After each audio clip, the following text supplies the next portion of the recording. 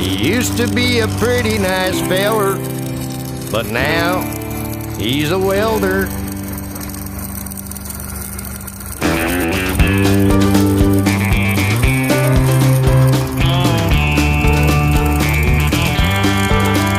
He's got arthritic knees and a mattress full of fleas. He's in the bar most every night. He doesn't get along if you look at him just wrong. He'll flare up, try to pick the fight. He's got sores on both his hands, he can sometimes barely stand.